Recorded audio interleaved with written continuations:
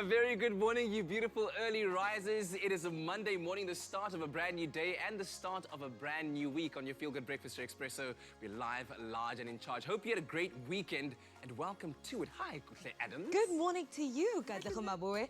The new goggles. Is that this the is thing the now? new look now. Yeah? Apparently I can't see properly, so we're here. Oh, really? No, I'm kidding. Oh, okay. It's also part of the new swag. I look good, right? Absolutely loving it. Listen, you're looking very good, in particular for Africa Day, which it is today. And of course, as we say, the start of a brand new week. And we at Expresso, as the team, are here to get you through it all with the latest COVID-19 updates, recipe, of course, ideas that you can catch up with in the kitchen, home workout routines.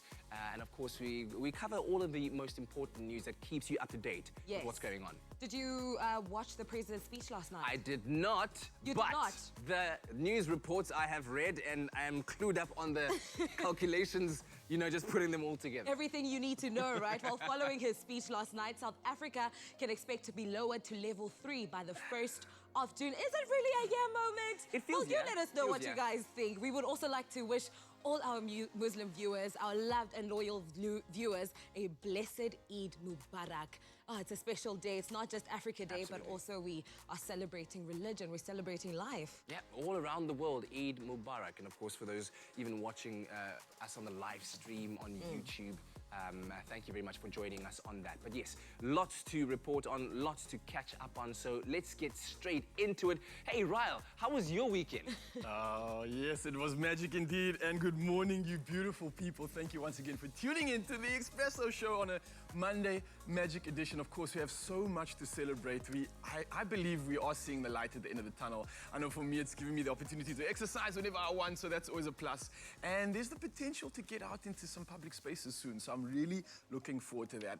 On top of that list as well, it's obviously nearing the end of May, and what a month it's been. It's Africa Month, and we are celebrating like we normally do, and we're asking you guys, what is some of the different countries in Africa? What foods, traditional foods, do you love the most? I know for me personally, I'm a curry fan, bunny chow, braais, anything locally South African, that's me. But we want to hear from you guys on our social media channels, so let us know using that hashtag Expresso Show. And yeah, we want to see what are those delicious African meals. But of course, one last celebration, Eid Mubarak to all our viewers out there. I hope you're having an incredible week. I know it must be quite a tough one to get through lockdown fasting, through the challenges that we face. But well done to all of you, and I hope the celebrations are prime. But let's check what's happening in the news with Kuhle and Kat. Well, just me this time around, Ryle, just 3 minutes past the hour, and here's a look at those news headlines. On the national news front, President Cyril Ramaphosa last night announced that the country will move to level 3 of COVID-19 lockdown on June the 1st. Now, all manufacturing, mining, construction, financial services, professional services, wholesalers, retailers, and ICT businesses can fully reopen. Curfews will be dropped, exercise will be allowed at any time, and alcohol sales by liquor stores will be permitted on specified days and for limited hours. Domestic air travel for business reasons will be allowed too. Now, the sale of cigarettes and tobacco products remain banned, and hairdressers, restaurants, apart from takeaways, gyms and bars remain closed. Now, in his address, the president added they have known all along the lockdown would only delay the spread of the virus. He said that there were now 22,583 confirmed cases, with some half of the people having recovered, while 429 people have lost their lives. At present, there are 842 people in hospital, with 128 in the ICU. Now, some 580,000 tests had been done, with 12 million screenings. Now, he added that nearly 60,000 community health workers have been going door to door across the country to identify possible cases of COVID-19. On the international news front, police in Hong Kong yesterday fired tear gas and water cannons at thousands of protesters rallying against China's plans to impose a new security law on the territory. Police say that 120 have been arrested. Earlier, 200 senior politicians from around the world issued a joint statement criticizing China's plan. Now, China is seeking to pass a law that would ban treason, secession, sedition, and subversion in the territory. Activists fear it is an attempt to limit freedoms and silence Beijing's opponents. Now, an Ethiopian national has been arrested after allegedly being found in possession of thousands of cartons of illicit cigarettes and fraudulent documents on the N1 South Highway near the Carousel Toll Plaza in Johannesburg. The illegal cigarettes have a street value of 800,000 rand. Government or Gauteng Community Safety Police spokesperson Obed Sibasa says the illicit cigarettes are part of the many goods confiscated daily during the ongoing COVID-19 lockdown operation across the province. The suspect will appear in the Themba Magistrate Court soon. And now celebrating Africa Day amidst the coronavirus pandemic. Of course, today we celebrate Africa Day not only in South Africa, but with the rest of the continent. And on this day, nearly 6 decades ago, the Organization of African Unity, later renamed the African Union, was formed. And one of the biggest debates across the continent has always been about the need to, quote, find African solutions to African problems, even amidst the current pandemic. Now, a while ago, President Cyril Ramaphosa, in his capacity as African Union chairperson, said only a unified and coordinated response offers Africa the best possible chance of containing the COVID-19 outbreak. He called it one of Africa's defining modern-day challenges. Now, this year's celebrations will happen virtually and online due to the COVID-19 pandemic under the theme Silencing the Guns, creating conducive conditions for Africa's development and intensifying the fight against the COVID-19 pandemic. So let's all celebrate Africa today, of course, with a C. With C, Emily Dibbs's words, which say, you'll always hunger for the bush, for the lion's rasping roar, the camp of last beneath the stars, and to be at peace once more. Africa is waiting. Come. And taking a quick glimpse into the world of entertainment this morning, it was one of 2020's first major headlines, and people are still wondering how the decision for Prince Harry and Meghan Markle to exit public royal life really all went down. Now, a new biography about the pair called Finding Freedom is set to hit shelves on the 11th of August, and what makes this book different is that it was written with the participation of those closest to the couple.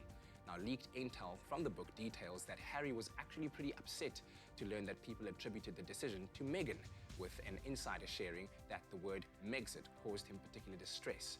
Now, the source added that in reality, it was Harry who drove the decision, saying, the truth is, Harry had been unhappy for a long, long time. He wanted to move in this direction that they had been considering for more than a year, and Meghan supported Harry's decision. The source concluded that there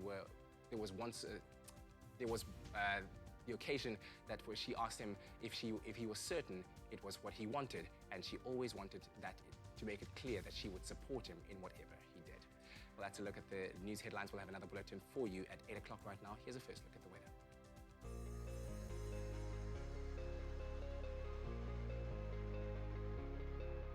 A very good morning to you, South Africa. It's time for us to have the first look at the weather. But first, let's have a look at those beautiful sunrise pictures you have sent through to us. Starting off with Sandra February from Zonnebloem, wishes us a happy Monday with this gorgeous sunrise picture, showing off the early morning sky in the mother city, silhouetted by a bird in flight. Cape Town can expect incredibly windy conditions today with a strong southwesterly breeze of 41 kilometers an hour and a couple of showers reaching a maximum temperature of 15 degrees. Thank you so much, Sandra, for that picture.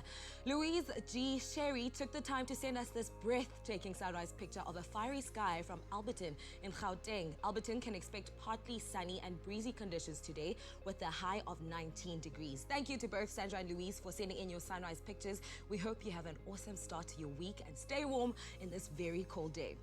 The South African Weather Service has warned it will be a cold and windy Monday, but it's a sunny day at Polokwane with a maximum of 23 and a low of 9 degrees, and the highest temperature in the country for Mbombela with a maximum of 30 and a minimum of 11. Mostly sunny for Pretoria at a low of 8 degrees, reaching a high of 21. Johannesburg 319 are your temperatures for the day. It's a sunny one also in Mahikeng, a gentle northwesterly breeze of 18 kilometers an hour with a low of 4 degrees, reaching a high of 24. Klerksdorp 423, Kimberley 223, sunny to partly cloudy and breezy for Bloemfontein at a minimum of 0 today, reaching a high of 22. If you are going to work, please make sure to cover up this morning. Sunshine for Richards Bay at a low of 18, reaching a high of 31.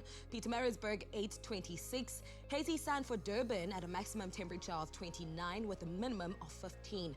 Partly sunny and pleasant for Mthatha 626. East London Emonti 928. A strong northwesterly breeze of 39 kilometers an hour for Cradock at a low of 1 degrees today, reaching a high of 24. It's going to be a windy day in Cradock today. Port Elizabeth, 8:25 are your temperatures for the day. Also do expect a little bit of rain. It's a rainy day at George with strong winds and periods of rain with a low of 6 degrees, reaching a high of 18. And the coolest start to the day reaching below zero for Sutherland at -2 degrees today, reaching a high of 8 degrees. It's going to be a very cold day in Sutherland, so make sure to keep all warm and snuggled up. A strong southwesterly wind of 41 kilometers an hour with periods of rain for Cape Town at a low of 9 degrees, reaching a high of 15. Worcester 412, mostly sunny and breezy for Uppington at a low of 2 degrees, reaching a high of 21. It's going to be a really cold and wet day, so make sure to cover up South Africa. Now, being on lockdown does not mean we can't get to see this beautiful country we live in, so please do send a picture or a video of your hometown and we could show it live on the show. Make sure to include a picture of yourself and why you love your town so much. Now, it is Africa Day. We want to start off the day and the week on a very positive note, so here's a quote from a true African leader, Thabo Mbeki. Pharma Dynamics, effective, affordable healthcare.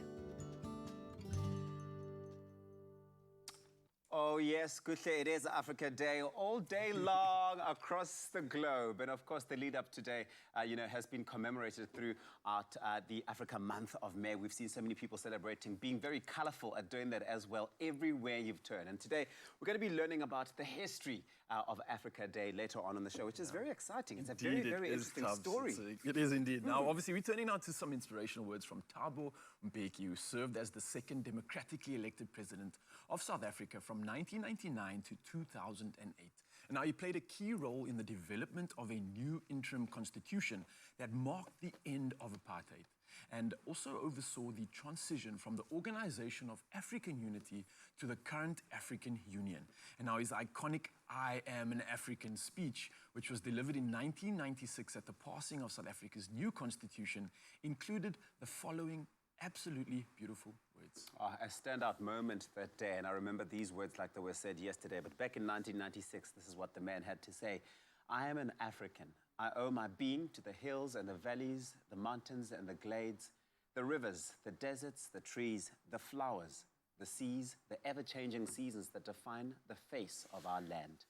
I am an African." I love that, Tubbs. It just speaks so much about the substance and the character of us, you and I, and everybody else watching out there as Africans. How much is really within all of this? It's not just a surface, it's so much more. And it's bursting, it's bursting. So the culture and the heartbeat of the people of Africa, as well as very much our picturesque landscapes that we find everywhere on the continent, are glorious. They really are a joy to behold and to celebrate on Africa Day and every day. We'll see you after this. Only you can make my day.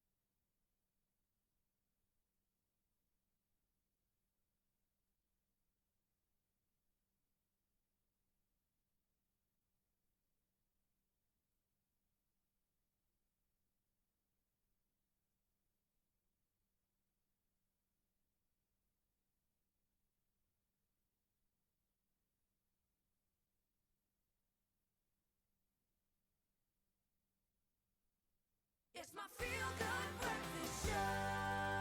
Happy birthday, a very happy birthday to you. Hey, happy Monday and happy birthday to you. It is your special day.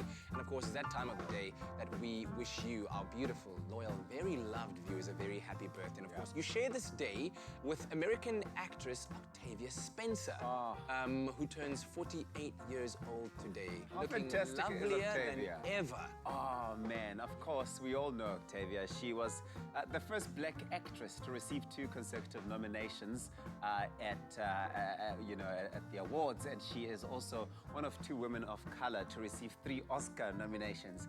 And she was nominated for Best Supporting Actress at the Academy Awards for her spectacular performance in the biographical drama Hidden Figures. Oh, how awesome was she? That was good. That was really good. Ooh, and she has a role on the Netflix series Self-Made. Yes. Ah, Mrs. J. Walker. Have you seen it? Yeah. Ah, we love There it. it is, Happy there it birthday. is. Oh, happy birthday, Octavia. I actually wanted to like search the internet wildly to find the products that she made. You I'm don't like, need those. I was just complimenting you on the good hair. oh yeah? You like better it? call Katli with the good hair. All right.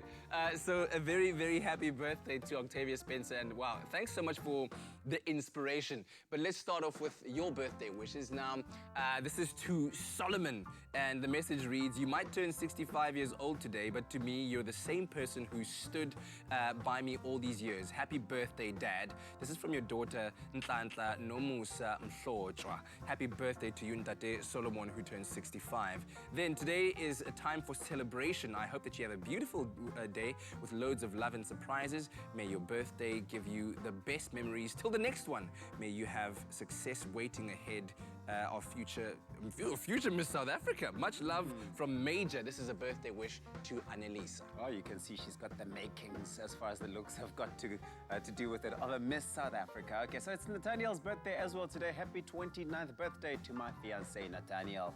Sending you smiles for every moment of your special day. Have a wonderful time and a very happy birthday. Love from Sari. Happy birthday. And Alicia, happy birthday to the coolest rock chick, biker girl cousin. You make us all smile continuously. Your sassiness is appreciated. We will definitely have some good party things together soon. Have a great day. I love you so much. This is from Celise. Absolutely. Happy birthday. Then, happy 38th birthday to my brother Manda Simon Mhlotshwa.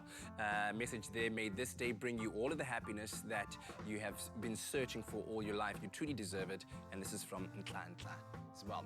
Then I wish my amazing husband Bryant a happy 32nd birthday. You're our greatest blessing. May you be blessed with all of your heart's desires.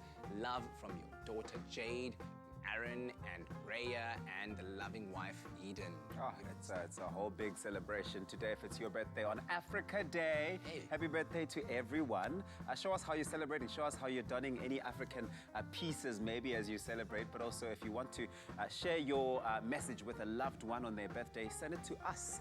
Let's switch things up a little bit. Why don't you send us a short clip where you're singing their favorite song, for example, and send it to us on WhatsApp 071 640 6551. Yeah, also you can pop us an email at birthdays@cardova.tv. Now, ooh, I just spilled myself with some coffee. What? This is not how you want to start your Monday mornings, everybody, because I feel like it sets the tone for the rest of the week, but I'll take that's that out great. of my system. Woo, Why woo, woo, not? woo. I mean, to start your Monday getting covered in chocolate. Yes. I mean, All chocolate. But what is this? What's in here? I'm actually really excited I want to taste say it. I'm sorry for teasing you the past week. So what I did was I made you delicious hot white chocolate from the new Woolies Indulgent hot chocolate. This is delicious, okay? My trick, when you make it, a pinch of salt brings out the flavor of the chocolate. So I made that for you. salt. Yes, I made that for you because it's raining outside, it's nice and hot. Plus, with these amazing travel mugs, don't you just love them? I love them so much, and I also just like the pastel color. Yeah, I'll tell you about the story. This is like, we're basically saving the earth right now because it's made out of byproduct from making food. It's made out of wheat straw. So it's made out of recycled material. That's very interesting. It's amazing. I can go in the dishwasher. What? Friend, so I just want to say, no more Cheers. jokes. I told Graham to stay home today because, you know, he's the one that, like, he's He's the one who influences you. a bad influence. Graham. So Graham. he's No, I'm chilling kidding. today. No, Please try it. I am taking this piece, offering this olive brunch. In olive green. How good is that? Oh my goodness. It's so indulgent. And the pinch of salt is perfect. That's the trick for any chocolate drink. If it's dark chocolate, milk chocolate, white chocolate, pinch of salt. Chef Clem, you are the plug. But right now, we're in Okay. the kitchen for the first time this morning. If you are looking for a delicious, quick and easy sweet treat for breakfast or brunch, to spoil yourself or your family during lockdown, well, Chef Clem's light and fluffy, zesty lemon yogurt flapjacks are just the ticket. Stack the flapjacks on top of each other. Omunye pez gomunye, serve with a little bit of yogurt for a real showstopper that will have everyone coming back for seconds. First of all, I made myself, in my mind, this past weekend, I made myself, not flapjack, pancakes. Pancakes. And I come to work, and these are the pancakes that I made this past weekend, but you're saying it's flapjacks. What's the difference? So in America, they call this like a pancake. This is their version of just a pancake. But what we know as a pancake is a crepe, a pannenkoek, like the Those flat very ones. thin ones that you roll up. Yeah, we call these flapjacks. And then we know that the fact that it's got like a little bit of a lift, nice and pillowy, nice and light. But I actually found out in Ireland, in Australia, a flapjack is an oat cookie. So I mean, what? What? So in South Africa, we call this a flapjack. So I made you flapjacks. Okay, thank you so much. Yeah. So it's flapjacks, guys. Flapjacks. Set the record straight. So what are we starting off Okay, with? so I've got some self-raising flour, and then it's a lemon-infused flapjack, which is really, really nice, because I mean, it's first thing in the morning, have a little bit of a brightness to wake up your palate in the morning after your white hot chocolate. You know, it's really, really great. So I'm using the zest and I'm using the juice of a lemon, maybe two, but I really like, I'm obsessed when it comes to zesting lemons, right? I use a microplane, or you can use a grater at home. But what I do is I get so obsessed, like when the camera's cut off, I'll come back to this. I zest the lemon until it's naked. There must not be a bit of like the skin on. Because if you're gonna do something, do it like, Do it properly. do it right. I mean, also look at that, like, no.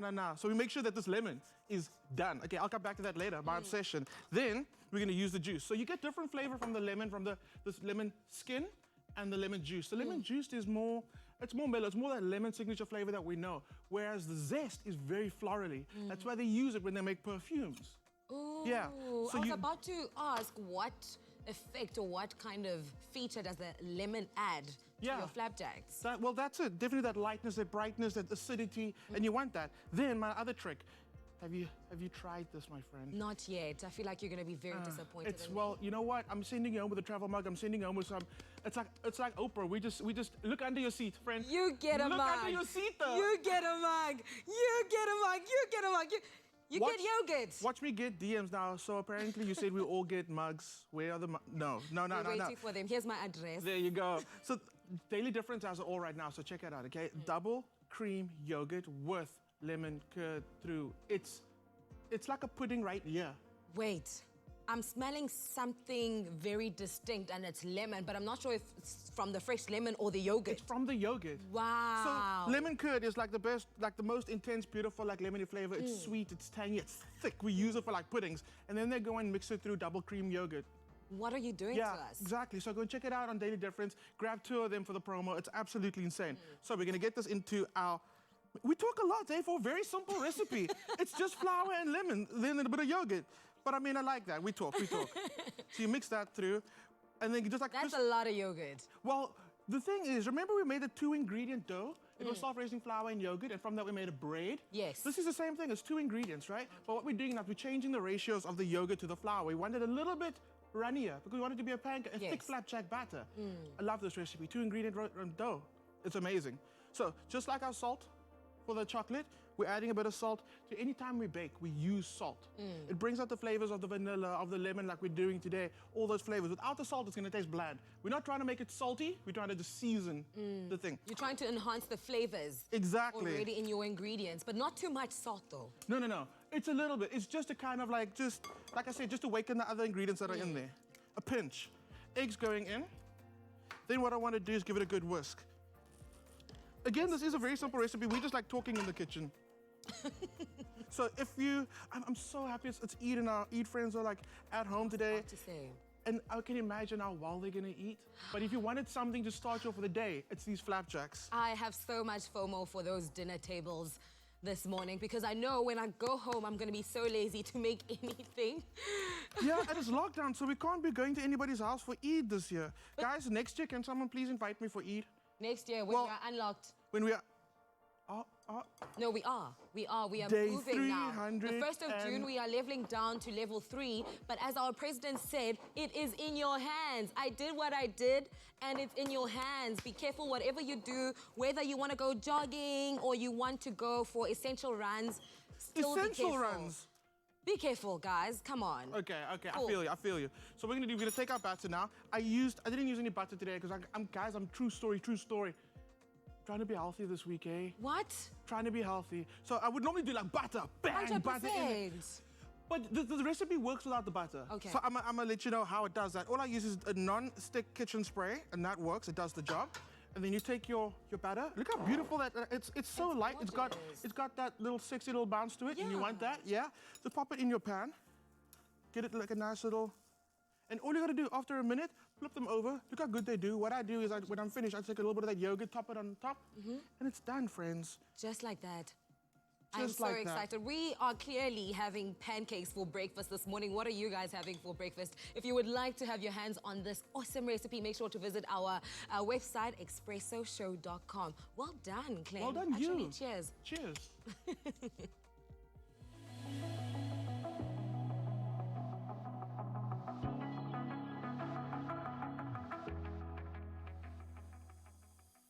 Only you can make my day.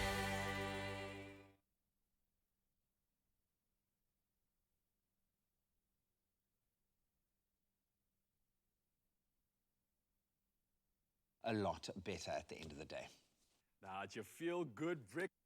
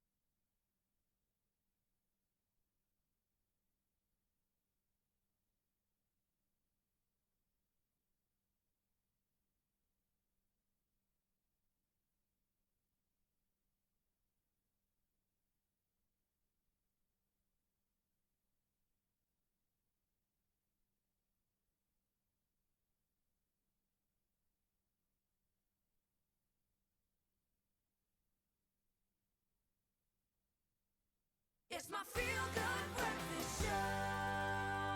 So we know that masks are obviously now mandatory, and it looks like at least that we'll be in them for the foreseeable future. Wearing them to the shops, that's one thing, but exercising with a mask on is an entirely different prospect. Even though a mask won't actually stop you from contracting COVID-19, it acts as an added layer of protection to stop you from passing it on to anyone else. And that's important if you're out walking, running, or cycling. Our firm favorite Dr. Michael Mole joins us this morning to tell us a bit more about exercising and wearing your COVID-19 face mask. Very good morning, Mike. How are you doing, buddy? Graham, always good, man. Good to see you again. Been a while. Yeah, it's been far too long. I see we're both growing a nice quarantine lockdown beard and hair. Got to do it. That's true. I'm not going to try and cut my own hair, that's for sure. I'm getting close to that point. Of course, the beard feels good underneath a mask. We know we have to wear them. It's one prospect to wear them going to the shops, or as we have to when we're off camera here at work. But exercising them is slightly different. Have you tried to exercise in a mask yet? I have, Graham, and it's difficult. It's hard to breathe. It really does make exercising tricky. I mean, compared with normal breathing, wearing any kind of protective mask is going to decrease the flow of air into your lungs. And with less air, your body's got less available oxygen to pump around to working cells, which obviously your body uses to convert food to energy. So if you find yourself huffing and puffing as I have while walking or running along a seamlessly easy path, you shouldn't blame it on a sudden drop in your fitness levels. Even those with relatively high fitness levels, like you, Graham, tend to get tired faster when you exercise with a face mask for the very same reason. So, just alleviating a little bit of guilt there. Thanks for saying that, but after spending the last 6 weeks odd indoors and our working hours kind of override the exercise time, which doesn't really help. But is it dangerous to exercise with a mask on? When you talk about getting less oxygen in, are there any kind of possible kind of dangers or repercussions? There aren't any shortcuts to exercising without a mask, so we know that. The good news, in fact, is that your lungs are getting an extra workout while you're wearing a face mask because it's providing extra breathing resistance. So a lot of people don't realize that. Some experts actually compare that to altitude training. Everest, here we come. And if you're looking for another silver lining, not just Everest, but the more you exercise with a face mask on, the more accustomed your body becomes to that reduced flow of oxygen. And theoretically, you should feel like a bit of a beast when you can finally work out mask free. So there are some upsides to exercising with a mask, no downsides. Are there ways in your kind of explorations, are there ways that we can feel less restricted wearing the face mask? Are there particular variations, ways that we can wear the mask to make it easier? Well, for the greatest comfort during sort of strenuous exercise, I reckon a buff is probably your best bet. Buffs are made from thin synthetic fabrics. You can, almost see through them, and they're designed to reduce heat buildup. And since they open at the bottom, they promote more airflow than your standard surgical masks, which is nice. But keep in mind, because of that open kind of lead in the air design, they also present less of a barrier to the outflow or influx of germs that surgical masks, obviously, or their homemade equivalent, do. So surgical masks may block microbes more effectively, but they tend to be hot and sweaty, which means it's more likely you'll pull them down or off, obviously defeating the purpose of wearing a mask in the first place, and you're touching a face all the time. So if I'm going to exercise, I generally wear a buff. While I'm at it, seeing as you clearly have thought about this from a couple of different angles and put it to the test, have you come up for anything, maybe any ideas for someone who wears glasses to avoid the fogging up with that hot air being channeled? Yeah, what the fog, man. It's the struggle is real. And firstly, it's important to make sure your mask has a good fit, all right? But masks that are kind of loose around your nose allow warm, wet air to flow upwards, and that's what causes the fogging, especially if your glasses sport very large lenses and frames that, rest sort of snugly against your cheeks. But here's the little hack for you. You can reduce any misting or fogging of your lenses by washing those lenses with soapy water before you slip on your mask. Just don't wash it with too much soap, because then you get that eye burn and you're going to have watering eyes, to boot. So a little bit of soap and water on those lenses should prevent any misting or fogging. Same sort of thing if you've got a mirror in the shower, bit of a layer of soap on that and it won't fog up. I think to get real, yeah. Oh, at 6 in the morning too, man. Wow. Well, maybe there's another added benefit. It helps to keep you slightly warmer during the winter months. How often should we be washing our washable masks? Obviously not the disposable kind, but those that we are wearing repeatedly, how often do we need to wash them?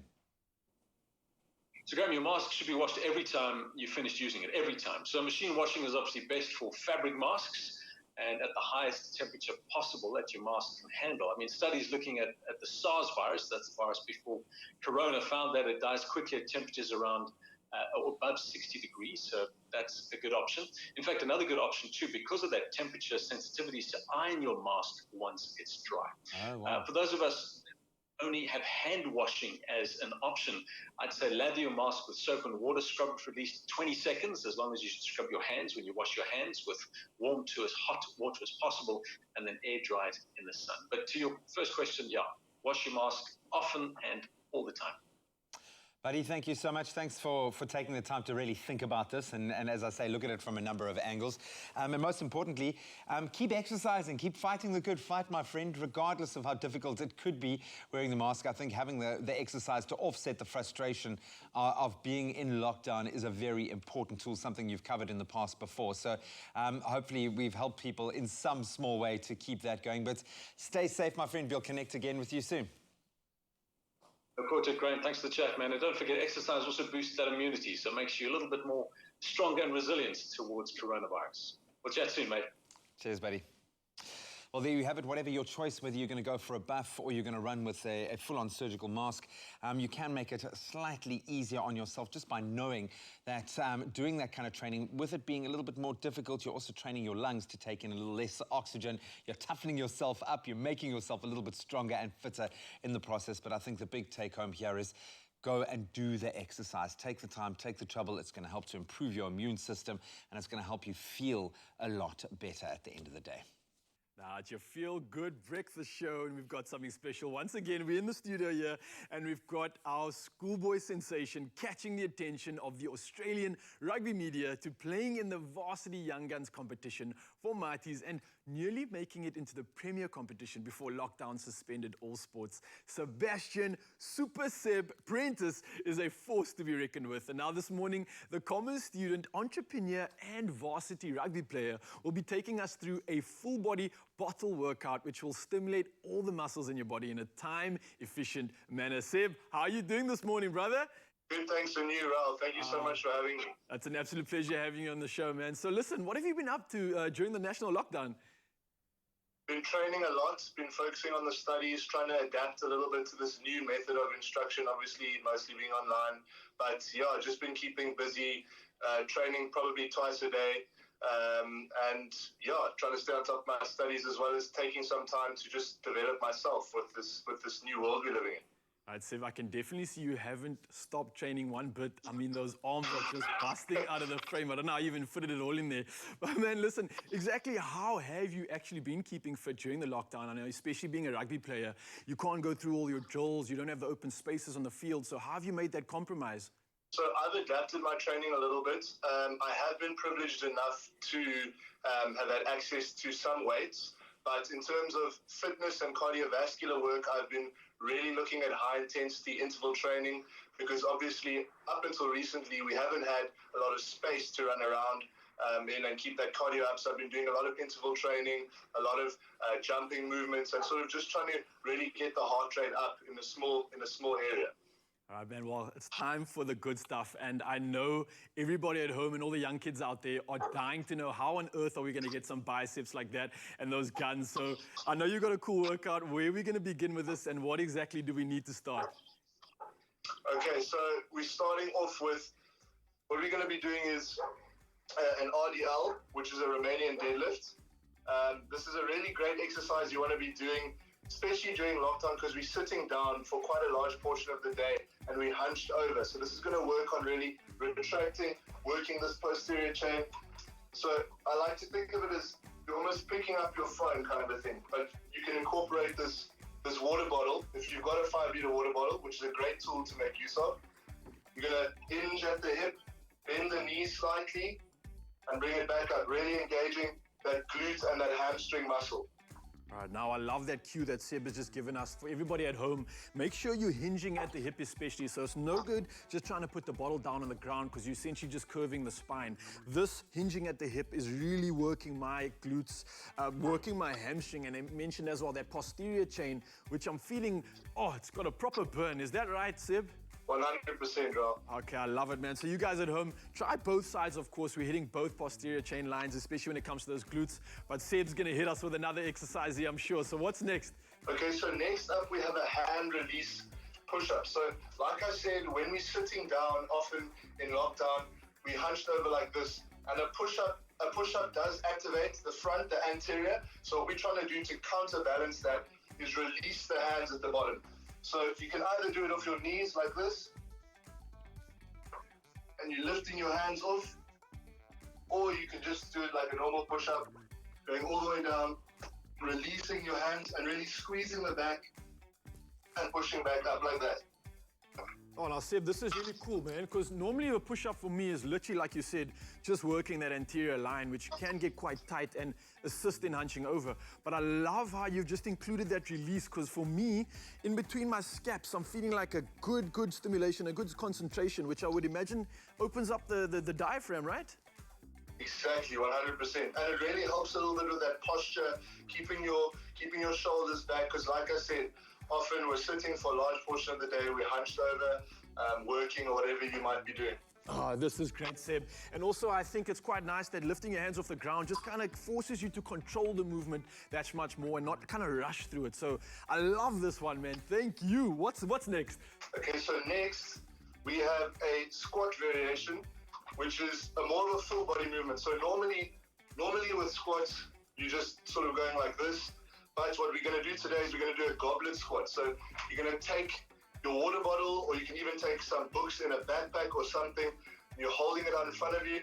You're squatting down, really engaging the full body, because you need to activate all those muscles to hold this water bottle or whatever you might be holding, whatever item it is, to just keep it up and keep it in the center and stable whilst you're executing these squats. You are just spot on. I know, especially when it comes to a squat, I just feel it in the lower half, but I'm forced to actually almost squeeze the bottle. I'm feeling a concentration in the upper body here as well, which is really cool. So I'm getting a full body stimulation while doing squats, which is kind of weird, but kind of awesome at the same time. So this is really efficient. And I think for anybody at home, if you are struggling with a hack and you don't have a big bottle like this, more than welcome to use any heavy weight that you have. You've seen in the studio, in the show before, how many hacks we have. So grab anything that you've got, and that's going to make this exercise just that much more special. We're still in the studio with Seb. He's a rugby sensation, and he's going to deliver us another epic exercise. Seb, what's next, bro? Whew. So last off, what we want to do here is what you call a Russian twist. So like with the squat and the first exercise, you can do it without any weight, but to really take it to that next level, you grab your water bottle and you're rotating across like this from one side to the other whilst keeping your feet up off the ground. And that's really going to engage the whole core, as well as you're going to get some oblique activation in here as well, which is the side. And it's a great full core movement that you can incorporate at home. Now, I thought it was easy at first because I had my feet on the ground. The minute I lifted them off the ground, oh, you guys are going to feel the burn in this exercise. Seb, it's been an absolute pleasure having you in the studio, man. I'm looking so forward to the opportunity to see you play once again once we get to this lockdown. But have a magic day, bro. Thank you so much, Raul. Thank you. Only you can make my day. Find your smooth fortune with Tropica. Buy a Tropica, follow the entry details on the pack, and stand a chance to win your share of 1 million rand in prizes, such as a trip for two with KLM to Amsterdam, LG G8X cell phones, LG TVs and dishwashers, guest vouchers, guest watches and accessories, plus the smooth grand prize of a Suzuki Ignis. The more Tropica you buy, the more chances you have to win. Tropica, nothing smoother.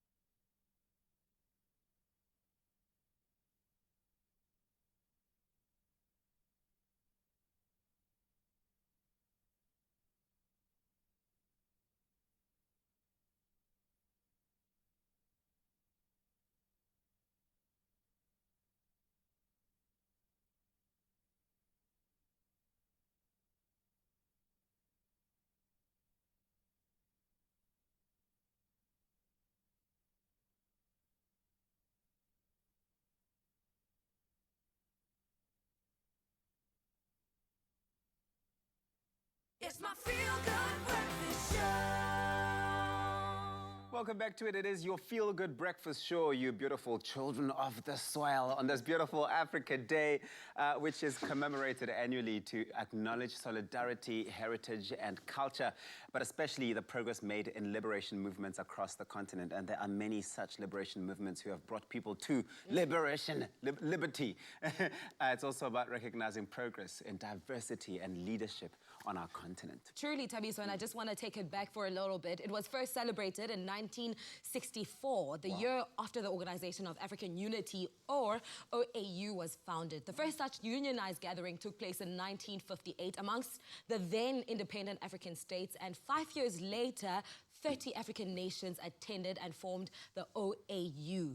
Fast forward to 2002, it was renamed to the African Union, but Africa Day is still celebrated to commemorate the founding of the original Organization for African Unity. And we love the AU, the amazing work that they do. They continue to do even now during the COVID-19 pandemic. But now, South Africa only joined the African Union in 1994, May 1994, following our first democratic elections. And we've made such significant contributions towards it. Earlier, we spoke about how former President Thabo Mbeki oversaw the transition from organization to union, and our current cooperative governance minister, Nkosazana Dlamini Zuma, NDZ, served as the chairperson of the African Union Commission. That was from 2012 to 2016. And now in 2020, as much as the world is going through what it's going through, to Africans across the world, whether you are still in Africa or you are of African heritage and you live abroad, we wish you a joyous and peaceful day as we join in arms to celebrate our African history, identity, and unity.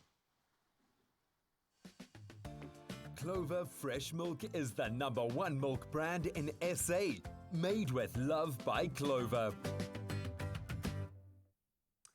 Well, what better way to enjoy Africa Day and to celebrate it than with delicious food, and we're about to do that right now. It's winter, you can feel it in the air, and if there's one satisfying side to be enjoyed, that's a hearty stew. And if you want to have a hearty stew or a curry or a soup this winter, have some steamed bread with it as well, something like ujeke, or itombolo, or bodambi, like we call it, whichever way you like to call it. It's traditional, it's South African, and it's a beautiful, doughy kind of bread to enjoy that is made by putting dough into a bowl and steaming it over water. You can cook it that way, or you can simmer it inside a stew, or even put it inside the stew itself so it can soak up all of those good flavors. And it's got a rich taste of clover cremel that we're going to be infusing into it for this particular recipe, with none other than Chef Dumi joining us to show us how to make this traditional deliciousness. Okay, ngwanako gae. Kidding. I heard you like we boga earlier on. Yes, ke ne ke re ke le kgolo kwe, ke le Kotswana, ke le hlaba kgoho ka lemao, ke nna o morena ke hlabile.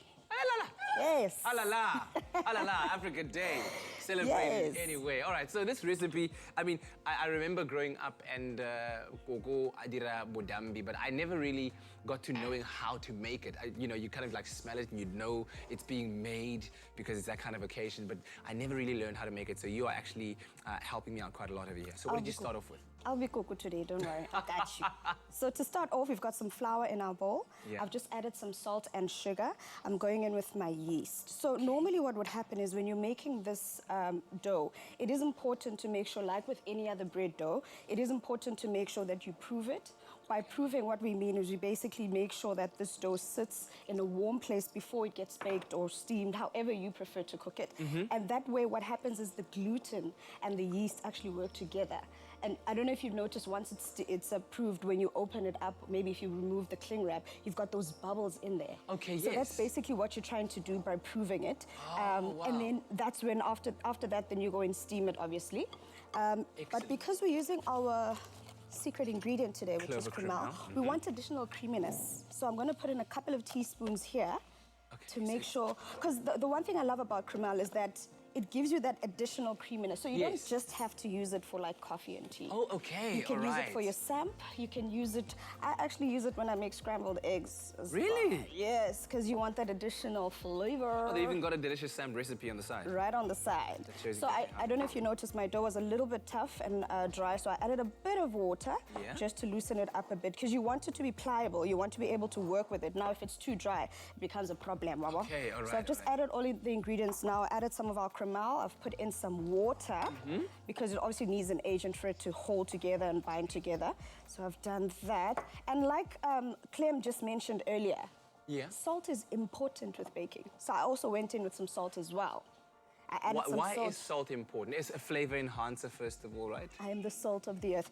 It is very, basically, without salt, a lot of things wouldn't taste as great as they do. Like even in baking. So it enhances the taste and the flavor of whatever it is that you're making. Okay. So it is very important. I mean, you just added salt to a drink. I mean, if that isn't proof enough that salt is necessary, then I don't know what is. So now that our dough has come together perfectly, I'm just going to quickly brush some oil, grease my bowl here, and then we're going to put it into our pot to cook and steam. I would say anywhere from 40 minutes to an hour, depending on how dry or soft or soggy you want your bread to be. What we do at home, because we've got a signature way, but I'm sure other people do it this way as well. Yeah. I would actually put it in a plastic bag. Yes. We used to, you are literally taking me back to my childhood. Yes, we put the dough inside a plastic bag first, and then into a bowl, then into the pot. Wow. And then it steams, so obviously there's no water going into the actual dough itself.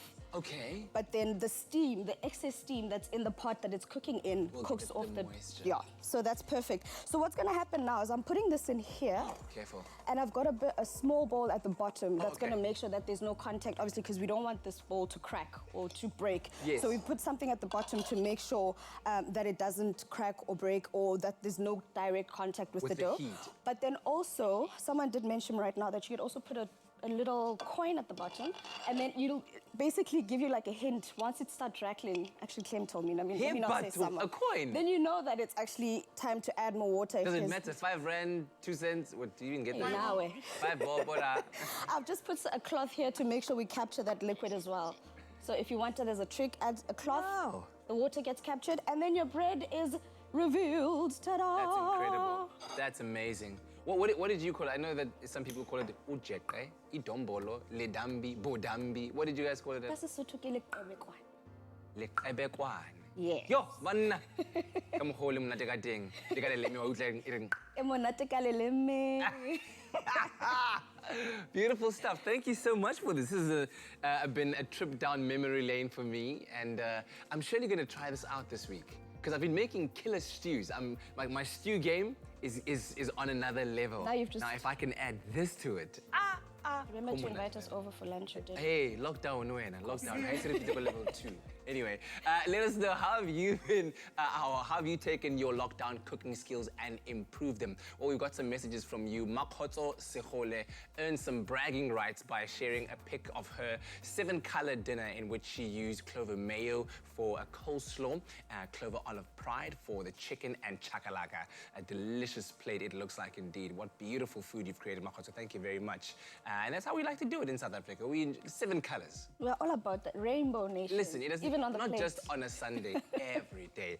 And of course, since we are in Africa Month, we are interested to know if you have any African-inspired dishes up your sleeve. So show us and tell us by replying to the Clover competition post on our Expresso Facebook page or on our Twitter page. And then post a pic of yourself and your recipe creation, and then use the hashtag #LoveClover and tell us which Clover product you used to create that particular dish. Now, the winner will win a Clover Love Pack hamper, and we will also be making that winning recipe right here on Expresso Show. And we're officially, of course, in the last week of the competition, so show off your baking or your cooking skills and enter the competition. T's and C's can be found on our website, expressoshow.com.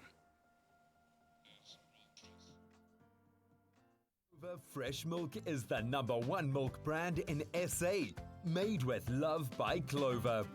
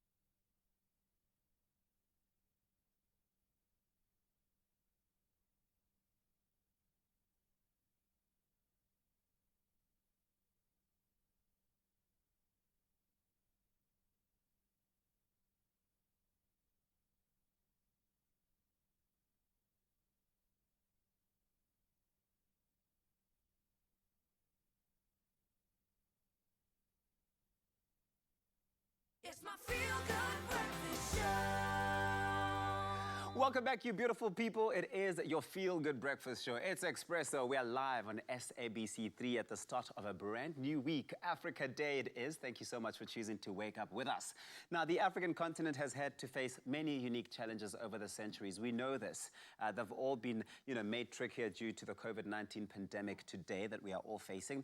But it's been a more meaningful time to observe our commemorative days, especially those which celebrate progress. And it's with this energy that we celebrate Africa Day in 2020. Now, Radio 2000 would ordinarily have been hosting their annual Africa Day celebrations, which naturally they can't take place now due to the lockdown. So we thought we're not going to let the lockdown come between us and a good celebration of Africa Day. So joining us via video call to share more on how we can celebrate Africa Day is the co-host of Radio 2000's breakfast show, The Takeoff, Nonala Tose. Nonala, good morning. Thank you so much for joining us.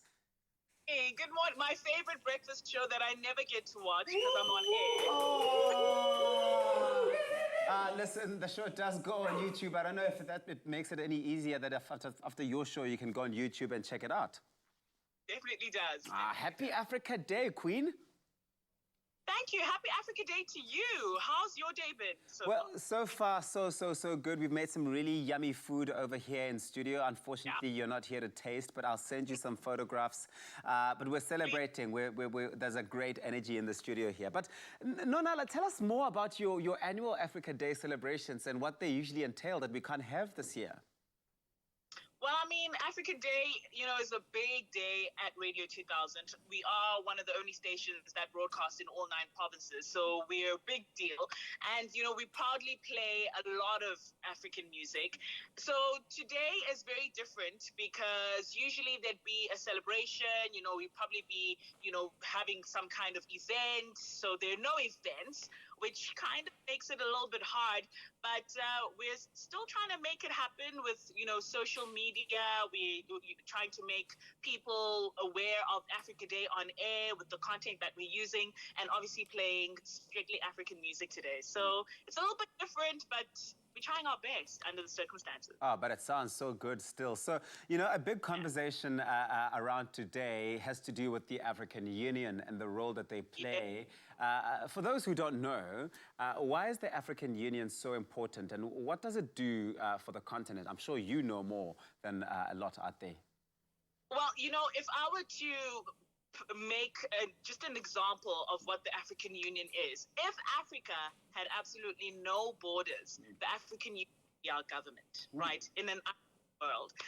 And I think it being a body that unites Africa and it's the center of our decision making in Africa, it's a very important union. It makes sure that all of the voices of the different African countries are heard and we speak from one sounding board. So essentially the African Union is very important. Maybe we haven't really seen it do as much work as it should and as we hope it will, but hopefully in the future, and also having our own President Cyril Ramaphosa being the chairperson and being the spokesperson for it, maybe we're going to see some change and maybe we're going to see the African Union really playing a significant role in making sure that the voices of the Africans are heard and they are heard globally as well, and we have a very strong voice in the global scene. Yeah, well, the wheels are changing and, turning rather, and that means that comes with change, and we look forward to all of that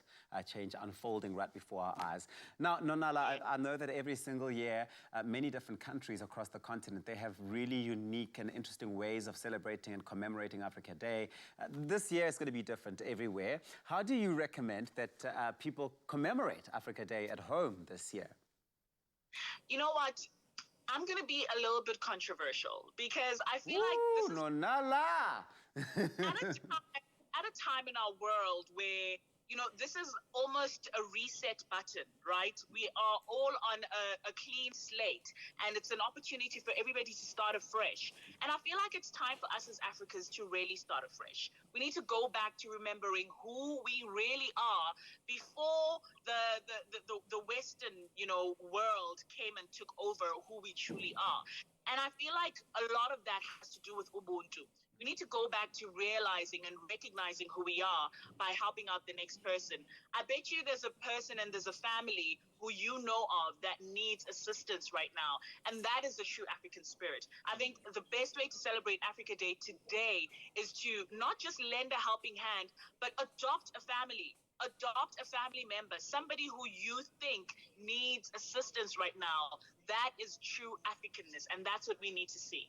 Certainly no controversy there, just facts. Nonala, from the Pride Rock of Auckland Park out at Radio 2000, straight to your home across South Africa. Thank you so much, Nonala, for joining us this morning. I like your outfit. Is this what you usually look like when you go to work there at Radio 2000? Darling, I'll be, what, radio is just like television, you never know who's watching. You never know. So you've got to bring it. You've got to bring it. Thank you so much. You are such a delight. And all the best between you and Bongani. I'm sure that all the listeners of Radio 2000 will be kept entertained today. Hey, you said lots of African music this morning. Can I make a song request? Yes, tell me. Salif Keita, Africa. This is for all the Expresso viewers out there. Please play it for all of our viewers. I'm going to play it now, straight after news, just for you, okay? I'm going to be listening. Thank you so much, Nonala Tose of Radio 2000 for joining us. Of course, you can catch Radio 2000 on 97.2 to 100 FM nationwide. You can also stream them online at radio2000.co.za. For everybody out there, happy Africa Day. A great selection there, Uncle Tabsy. It's just gone 2 minutes past the hour, and here's a look at those news headlines on this Monday morning. On the national news front, President Cyril Ramaphosa, in his address last night, announced that the country will move from level 4 to level 3 from 1st of June. He said areas that will face restrictions and receive additional support will be based on the number of COVID-19 infections in the area. Hotspots are defined as an area that has more than 5 infected people per 100,000 people, or where new infections are increasing at a very fast pace. Now, the current hotspots are Tshwane, Johannesburg, Ekurhuleni, eThekwini, Nelson Mandela Bay, Buffalo City, Cape Town, West Coast Overberg, Cape Winelands, Chris Hani, and Ilembe districts. Now, Parliament's Home Affairs Portfolio Committee welcomed Minister Aaron Motsoaledi's announcement approving essential travel for South Africans wishing to return to countries where they were based. Now, the green light was given for those studying and working abroad to travel after being in South Africa due to lockdown restrictions. Now, some foreign countries have begun to lift strict restrictions and were now allowing citizens to go back to the workplace. Home Affairs said they had the citizens' best interests at heart despite challenges brought about by the global pandemic. Taking a look at the international news this morning, Australia's west coast is being battered by the heaviest storm in a decade, with winds of up to 100 kilometers per hour buffeting the main city of Perth, leaving some 50,000 homes and businesses without power. Torrential rains and waves of up to 8 meters are experienced in some areas. Now, John Broomhall of the Western Australian Department of Fire and Emergency Services described the storm as a once-in-a-decade type system. The storm is a result of a system from Cyclone Manga in the southern Indian Ocean interacting with a cold front. Now, after a Ramadan marked by lockdowns and social distancing, Muslims in Africa and around the world have begun celebrating Eid al-Fitr, the festival that breaks the fast, which is one of Islam's 2 major holidays. Now, it begins when the moon rises on the final day of Ramadan, a holy month of fasting. Traditionally, whole communities turn out to attend Eid prayers at their local mosques, but with many countries still under coronavirus restrictions, Eid appears to be very different for many people across the world this year. And now, social distancing with a Chinese difference. Now, with learners in grades 7 and 12 due to return to school a week from today, the younger ones soon afterwards, parents and educators are somewhat worried about social distancing in schools, while in China, they've come up with quaint methods of applying social distancing among the young ones. Children at primary school in Shanxi province showed up in class wearing colorful 1-meter wide wings across their backs. Now, the wings were all designed and made by the learners with the help of their parents. A teacher explained that the assignment had 2 goals. One, to remind students to keep their distance from one another, and to teach them the concept of the length of a meter. Now, the wings come a few weeks after a primary school in Hangzhou had their learners design 1-meter hats for them to stay apart. Now, turning our gaze to the world of entertainment, the sudden and tragic passing of UCT student Uyene Mkhwetyana in August last year sparked a nationwide outcry and revolt against gender-based violence, a fight we are still facing to this day. Now, Uyene's mother, Norma, recently opened up to former Miss Universe Demi-Lee Thibault in a chat hosted on Demi-Lee's Instagram live page about her daughter's legacy and the ongoing scourge of gender-based violence. Speaking on how life has been since the shocking event, she said it has been a difficult time, but that she's deeply grateful for the support of fellow South Africans, adding that she won't let her brutal end define her daughter. Norma, the Director of Student Affairs at Rhodes University in Makhanda, has since launched the Uyene Mkhwetyana Foundation, which encourages women to rise up against gender-based violence and keep Uyene's memory alive. Now, in the interview, Norma said, quote, "Uyene is bigger than the events of her death. She's bigger than gender-based violence. She was a leader, and she was confident and knew who she was." With those words of encouragement, that's where we end off the news. And right now, here is Kuhle with the weather.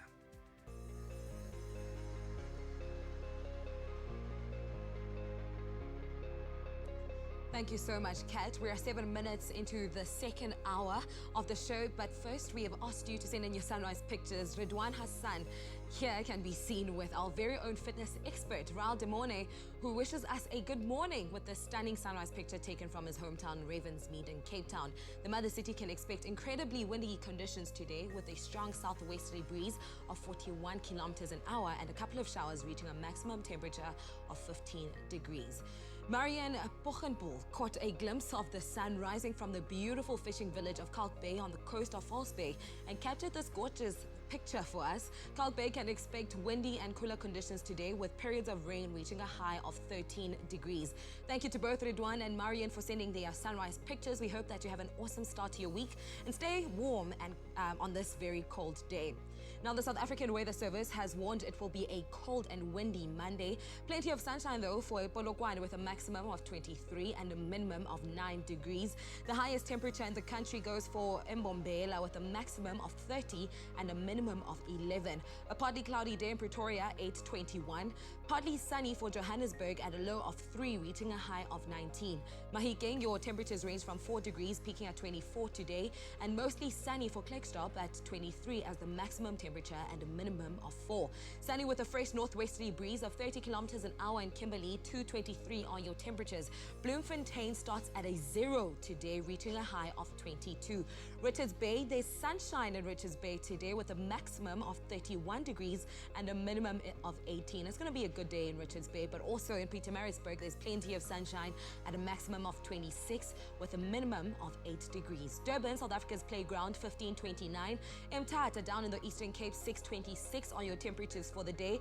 Times of clouds and sun with a moderate northwesterly breeze of 24 kilometers an hour in Monty, East London at a low of 9 degrees, reaching a high of 28. Cradock, 1:24. Very windy with an afternoon shower for Port Elizabeth at a maximum of 25 and a minimum of 8 degrees. It's a rainy day in George at a low of 6, reaching a high of 18. The coolest start to the day reaching below 0 for Sutherland at a -2, reaching a high of 8 degrees. Cape Town is a rainy day, 9:15. A fresh westerly breeze of 35 kilometers an hour with a couple of showers for Worcester at 4:12. And Uppington, 2:21 are your temperatures for the day. Now, being on lockdown does not mean we can't get to see this beautiful country you will live in. Please, pardon me, send us a picture or a video of your town and we could show it live on the show. And make sure to include a picture of yourself and why you love your town so much. Now, coming up on the show, G-Man catches up with Springbok player Herschel Yankees talking about the new CSI project that they've launched. You don't want to miss it. Next time on the penultimate installment of Tropical Island of Treasure Curacao, only 2 smooth teams remain in the race for 1 million rand. This is what it's about. Let's go! If you panic, we fall. Don't count your chickens before they're hatched. There must be one more somewhere. I'm on the verge of giving up. Come on, for 1 million rand. We're not letting Cool Red take this. On Tropical Island of Treasure Curacao, Tuesday evening at 7:30, repeat Saturdays at 8 p.m. only on SABC3.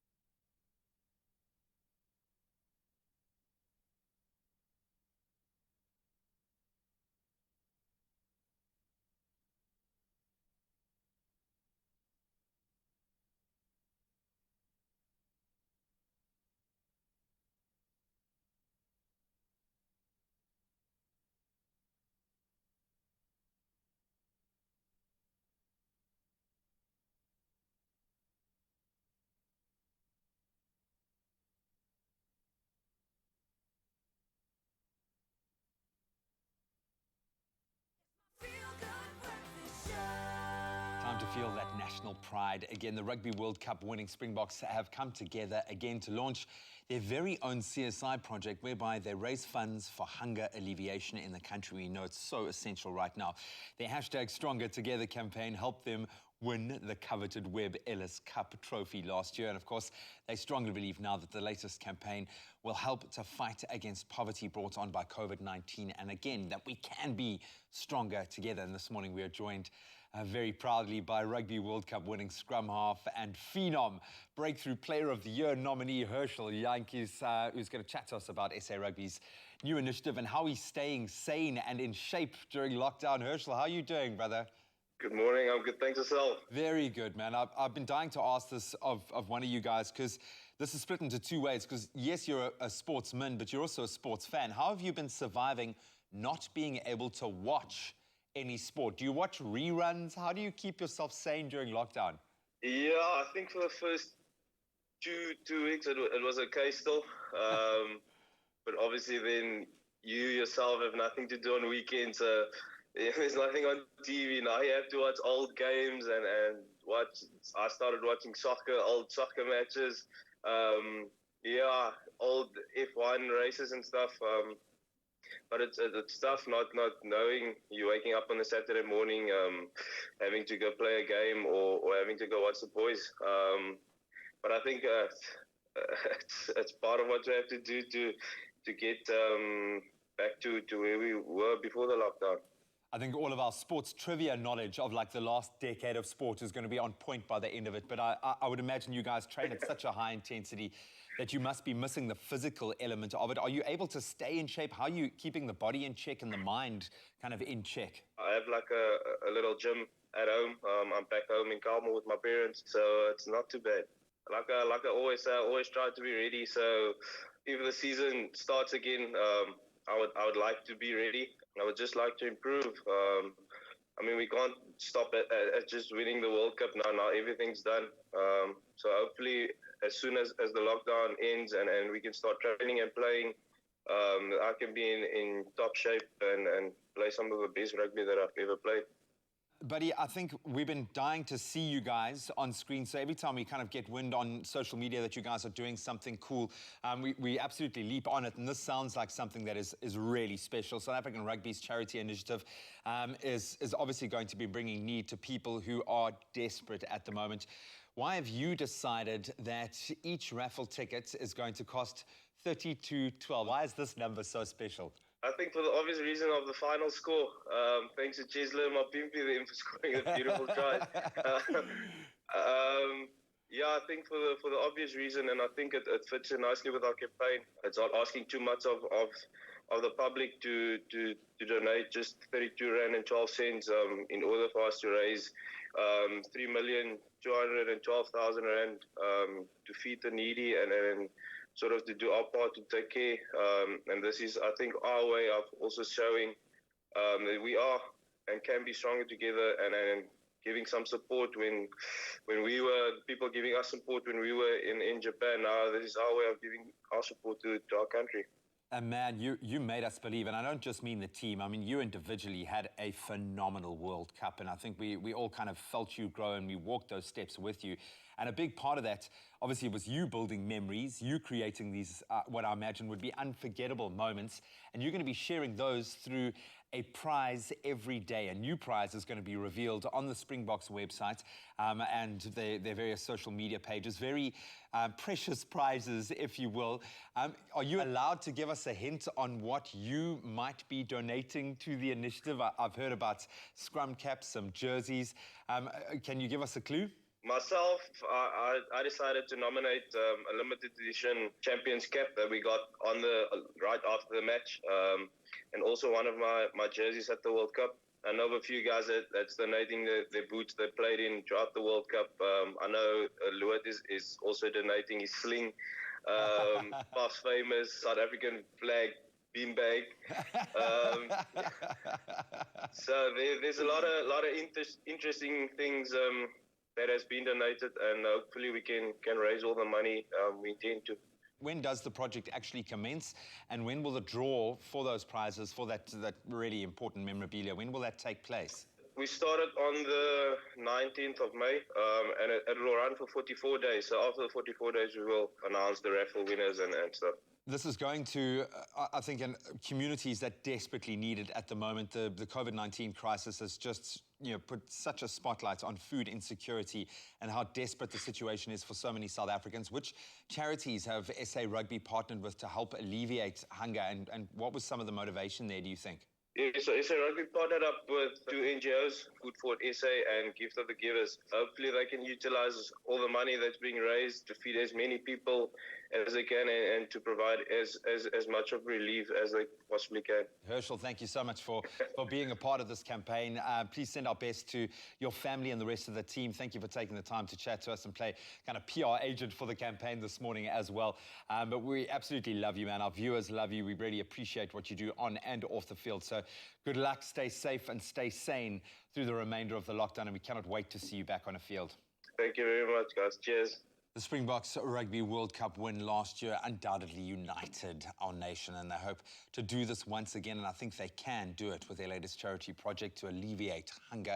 Now, if you'd like to win a personal possession from the team, this is valuable stuff, man, from Captain Sia Khaleesi, a rugby jersey, maybe Cheslin Colby's scrum cap, even a personalized trophy tour, and dinner with Coach Jacques Ninamba. There are so many cool prizes that you could win. So you've got to go to CompuTickets, click on Stronger Together and buy as many raffle tickets as you possibly can and want. It's really, really awesome stuff and a great initiative. So thank you once again to all of the Springboks for getting behind it. Thank you so much, Graham. It's always good chatting to some of our South African legends and seeing what they're doing in the current pandemic. Now, if you've ever thought of combining African and Italian cuisine, well, you're in for a treat because Chef Clem is using boerewors and gnocchi in his scrumptious sausage and gnocchi bake. Now, the delicious oven bake can either be prepared as a one-dish wonder or as an individual portion.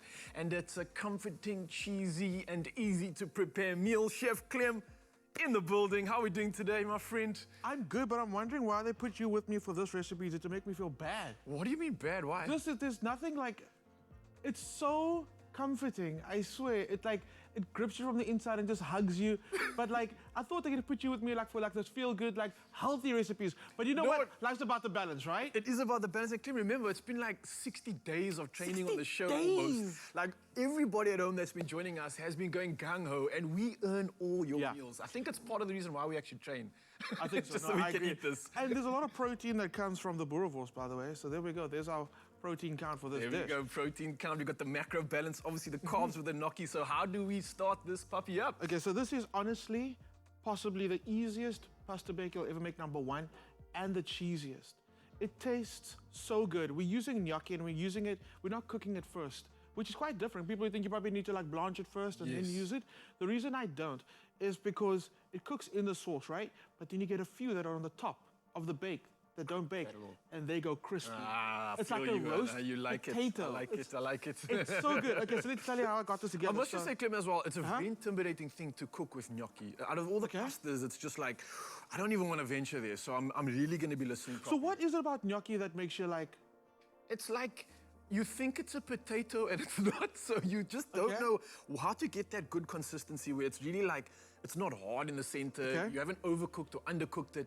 There's that perfect moment where I just don't know when to stop. Okay. Where to get that? Let me help you with that. So the thing is, when you have your water on the stove, we're not going to do it now, but I'll give it a little how-to. Have your water on the stove and use quite a bit of salt, right? They always say if you add salt and you think you've added enough salt, add some more. Okay. The reason for that is you want it to be really, really salty, and that's the first way you actually season your pasta or your gnocchi like we have right now.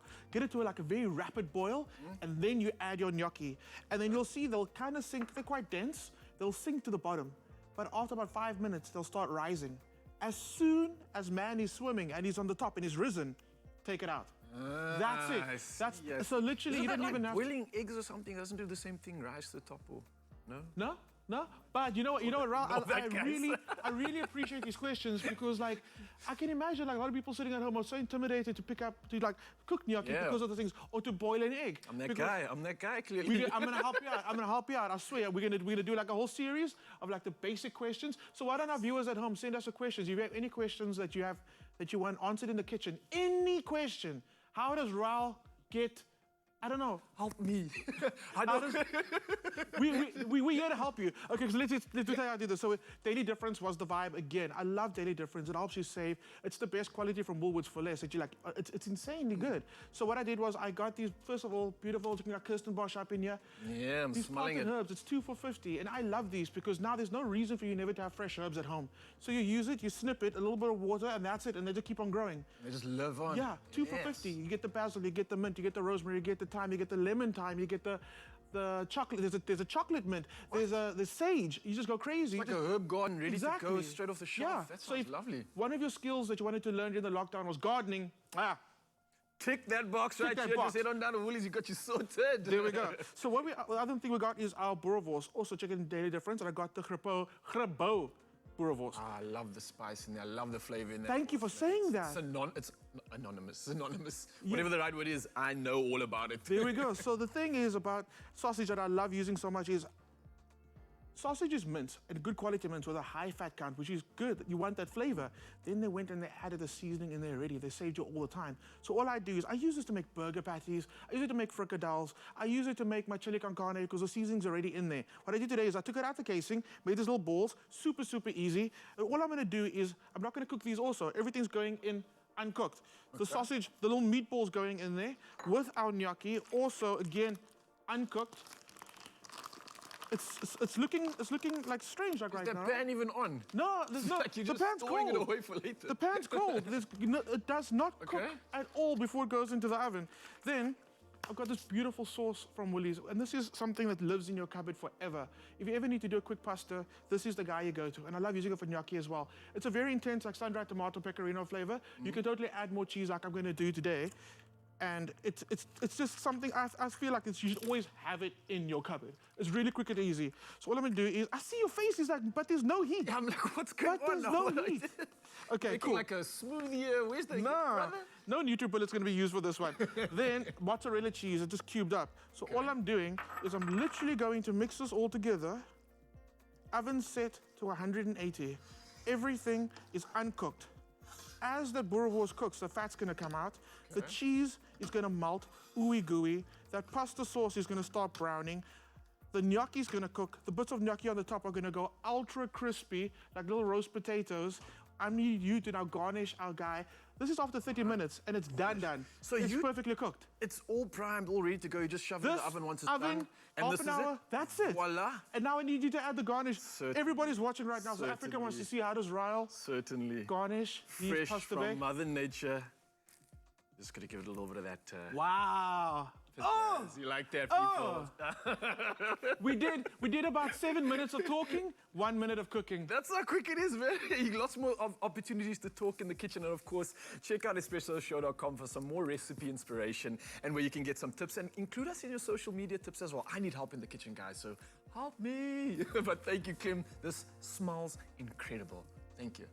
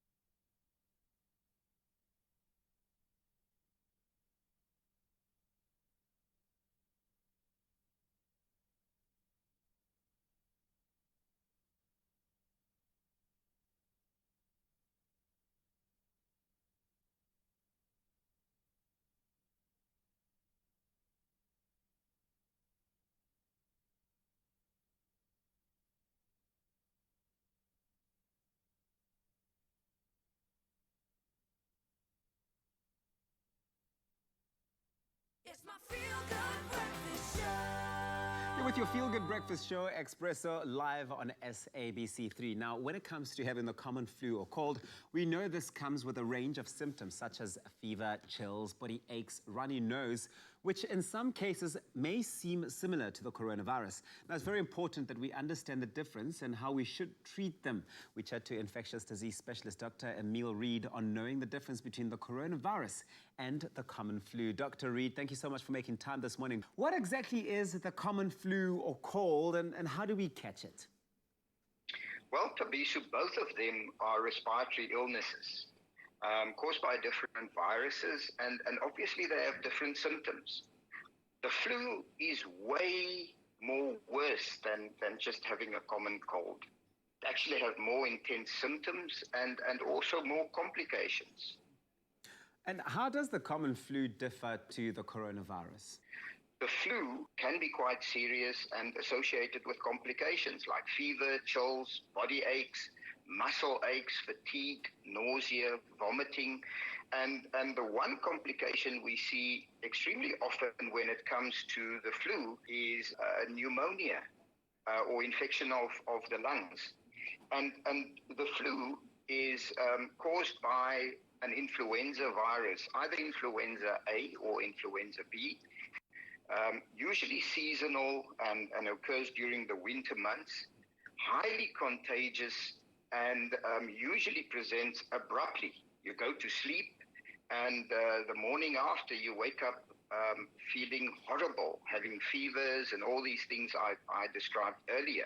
If we look at the coronavirus, and we need to remember that it's a brand new or novel virus that we only met in the beginning of January, and we actually knew nothing of this virus before that. Quite similar to the flu, in addition to people experiencing a lack of taste, a lack of smell, some tinnitus, and symptoms usually don't develop as abruptly as with the flu. So we sometimes find that people with coronavirus infection, the symptoms only start after 2 to 14 days after they have been infected. The fatality rate of coronavirus is absolutely scary. It's around about 1 to 4%, and which means it's about 40 to 50% more lethal than the normal flu. So there's no reason for people to, for instance, say, well, coronavirus is the same as the flu, because it's not. They are so completely different, both dangerous to some extent, but of course the coronavirus far more lethal. Now, will having a strong immune system help defend us from the flu or even coronavirus? Well, a strong immune system is really very, very important. The only problem is that because coronavirus is a novel virus, we are still exploring to see what effects the coronavirus have on our immune response, and also what is the body's reaction to the coronavirus after entering the body.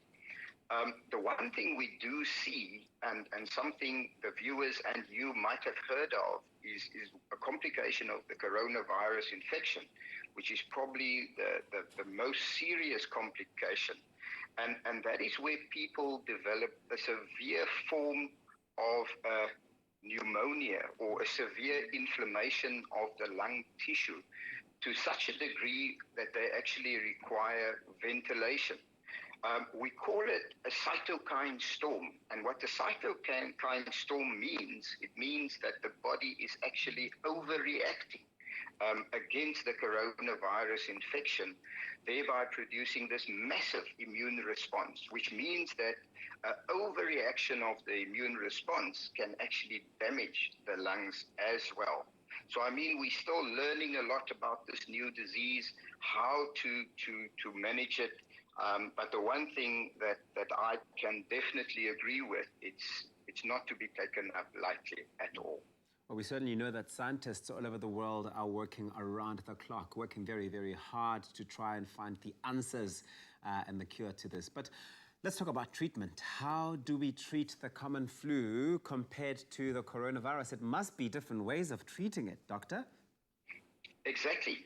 I mean, because the flu have been around forever, I mean, a lot of research have been conducted, and usually under normal circumstances, the flu is usually treated symptomatically. Whereas with the coronavirus, because it's a novel virus, I think the massive problem is we have no idea at this moment in time how to treat it. There are a lot of trials with regards to antiviral treatment, and also, as I said earlier, drugs to suppress the cytokine storm to assist these patients as well. A vaccine is currently in development, which is problematic because vaccines take sometimes years in order for us to develop a good and sufficient vaccine. So we are hoping and praying that by next year, this time, we will have a vaccine against the coronavirus. Oh, it'll take some waiting, but of course, it is all the work and the research that needs to go into it. And of course, we take our hats off to the scientists and the World Health Organization for championing this cause and really just driving it on a daily basis. Dr. Emile Reed, infectious disease specialist, thank you so much for making time this morning. We really appreciate the work you're doing in that space. Always a pleasure, Tabisu. See you soon.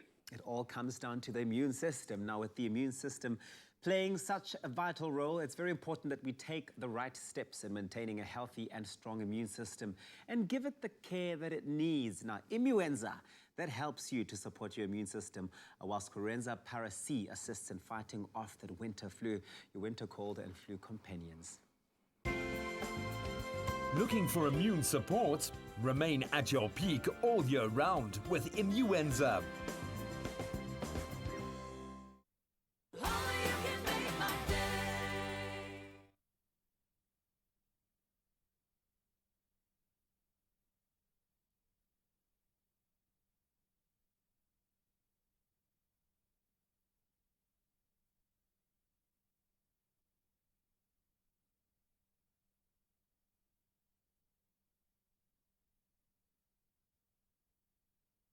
Don't want to miss it.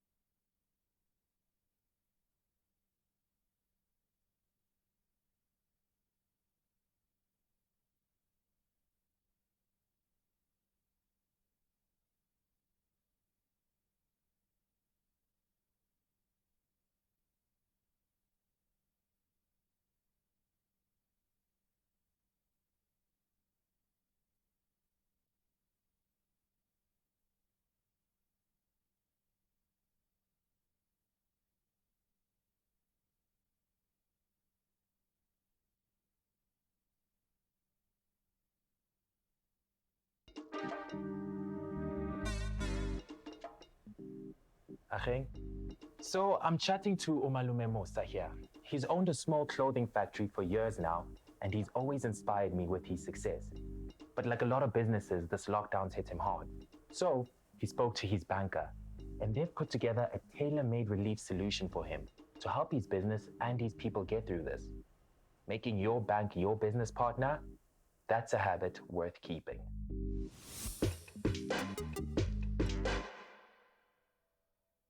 It's my feel-good breakfast show. Today we are celebrating Africa Day, which is the annual day of commemoration for the foundation of the Organization of African Unity on 25 May 1963. This day is celebrated throughout the African continent as well as all around the globe. On Expresso this week, we will be talking to exceptional Africans who are leaving their mark on society and breaking boundaries. Zuleyka Patel is a South African activist and heroine who fought against Pretoria Girls High School's policy regarding black girls' hair back in 2016 at the tender age of 13. She was quoted saying these now famous words: Asking me to change my hair is like asking me to erase my blackness. Zuleyka continues to inspire others through her activism and as a women's rights youth advocate. She is the definition of #BlackGirlMagic, and we catch up with Zuleyka on life on lockdown and what it means to be African. A very good morning to you, Zuleyka, and thank you so much for joining us this morning. Thank you so much for having me. A good morning to you too. I want to take it back to 2016 when you were only 13 years old. I mean, your extraordinary act of courage and bravery back then when you stood up to the Pretoria Girls High School's policy regarding black girls' hair and racism at the school. Did you ever think that it would snowball into such a massive movement? Well, firstly, a part of me really, I didn't think that it would come to what it is currently and it would get as big as it got. And then a part of me had hope because I was like, it's led by young people. When young people unite and when young people are determined, we can overcome anything and achieve anything. And that's absolutely very true. But at the age of 13, you know, 13-year-olds don't think about a revolution or changing the status quo. What pushed you to do that? Well, what pushed me was I had already seen how wrong the system itself was, because having grown up and having been exposed to institutionalized racism and having been told that there's nothing to fight for because I'm part of the born free era was also triggering, because I was like, freedom isn't really a reality if we're gonna have the same pillars that uphold a racist system institutionalized. Yes, it's no longer constitutionalized, as was the case during apartheid, but that doesn't mean that it hasn't been privatized into our institutions. Young people aren't being given enough platforms to engage about how they feel about society, and that's what I want. I, as a young person who is in the majority, I'm young and I'm black and I'm female, yes. I want to know that I have a voice and say in my society and what's taking place in my society. And so that's really just what pushed me, you know? I love having this conversation, especially with you. You're currently 17 years old in 2020, because we kind of shy away from having these conversations about race, especially when you are still in high school, because you think perhaps this is how things need to be. So for you to push, you know, the boundaries and say, hey, I see something wrong here and we need fixing, I hope that some young other people are inspired by what you have done. But right now we are in day 60 of the national lockdown. How has it been treating you? Well, I'm in the comfort of home, so I can't really complain. But the one thing that I would say is that number one, this pandemic has highlighted the vast amount of injustices that exist in our society that people have been oblivious to because of the amount of privilege they've been exposed to. And so those are arising, and one thing I can say about them is that they aren't new social injustices. They're injustices that have been around. So when I've been constantly hearing people asking, when are things gonna go back to normal? When are things gonna go back to normal? And personally, I would say that things aren't going to go back to normal, because to begin with, what we deemed as normal wasn't even normal to begin with. Because with Africa in particular, it's not a thing of we need aid from the Western world. We have what we need. It's just a matter of bringing the right people to the table. Thinkers, solution creators, change makers, people who are ready to create sustainable long-term solutions that are going to positively impact all Africans on a wider scale. I mean, the inequalities that we are faced with are put in the spotlight and we are pushed to interrogate them. We do need to do something about it and interrogate, you know, our rainbow nation fundamentally to the core. So I love that you brought that up. Fast forward to 2020, you are currently in matric. And obviously now things have changed drastically. How have you been finding homeschooling during this time? And do you look forward to going back to school on the 1st of June? Personally, I feel that it's rushed. I feel like the decision is rushed. I do think that there are still a lot of issues that haven't been tackled. Yes, I understand, and yes, I fully agree that the academic year should be saved. But we need to understand that we need to save it, but not to an extent where we put people's lives at risk. And a lot of the issues issues that have come up on Twitter and social media about online learning and how online learning is chaotic because the majority of our country can't even purchase data because data is so expensive that you wouldn't want to compromise buying your essential groceries to buy data, you know? And a lot of the issues that have come up in terms of online learning aren't issues that are new. They aren't issues that have surfaced now because of the pandemic. They're issues that have been around for the past decade. We are faced with so many shortcomings with our democratic country, but to be fair, we have come a long way post-1994, and there are some good things that come with our democracy as well. Like right now, we are celebrating Africa Day, ultimately Africa Month. Can you tell us, you know, what it means to be proudly South African, but also just to be proudly African for you? Well, for me, I'll never take away how far we've come as a country. To understand where we are going and where we are headed in the future, we must know our past. And so I'll never take away how far we've come as a country. It's such a beautiful thing to be an African person, honestly. I'm very Pan-African, and one thing for me, I would say, in terms of the situation that we're currently facing, I personally would say that now more than ever is the time where we encourage young people post the pandemic, post lockdown, to stay in Africa and not to immigrate, because this is the time for us to fix our society and build new systems, because as young people, we are the ones that are going to inherit the future. We are the ones that are going to inherit Africa. So ultimately, it is in our hands, and I would encourage young Africans that are going to watch this to stay in Africa post the pandemic, to rebuild and transform our societies and create systems that include the majority of our people, systems that are inclusive to women, to children, you know, and to stay in Africa and to rebuild those systems, because ultimately we are the ones that are going to inherit our continent, you know. I love your fiery, unfiltered nature. It's something that one can truly, you know, appreciate. But finally, if you had to choose, what would you say is your favorite African dish?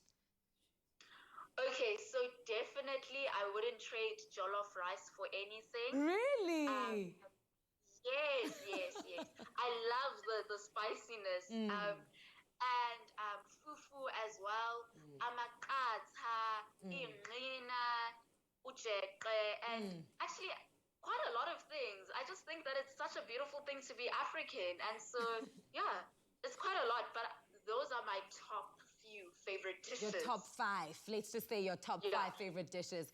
Zuleyka, what a pleasure it has been having you on the show this morning. Thank you so much for taking the time to chat with us this morning. Continue to inspire South Africa and Africa as a whole with your bravery and fearlessness. We look forward to seeing your next moves, you know, as a young activist and women's rights youth advocate and author. And good luck in your matric year.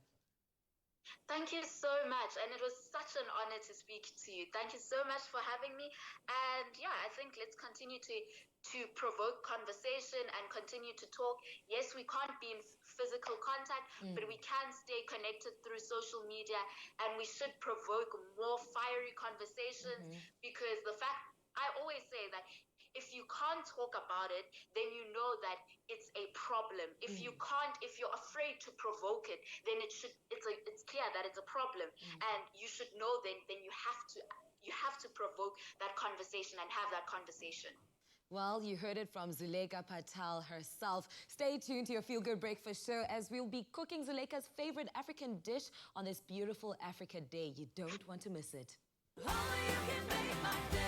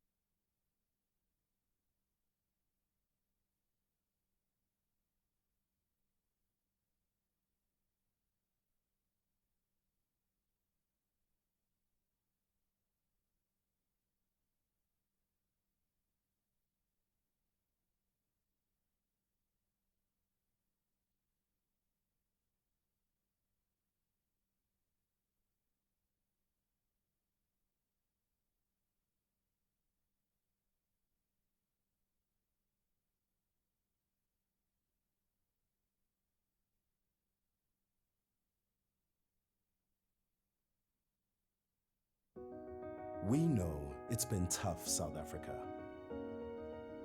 To distance yourself from the warmth of KZN's shores, from exploring the majestic mountaintops of the Ukahlamba Drakensberg, to dancing to the beat of Zulu warriors, from enjoying the thrills of ziplining down Africa's longest zipline at Lake Eland, and marveling at our World Heritage Sites and beauty of the Isimanga Liso Wetland Park, to creating unforgettable adventures walking amongst the Big Five.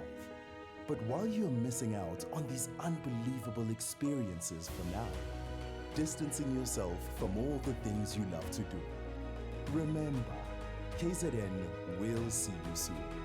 Kumbula, iKZN izonibona kungebudala. Believe it.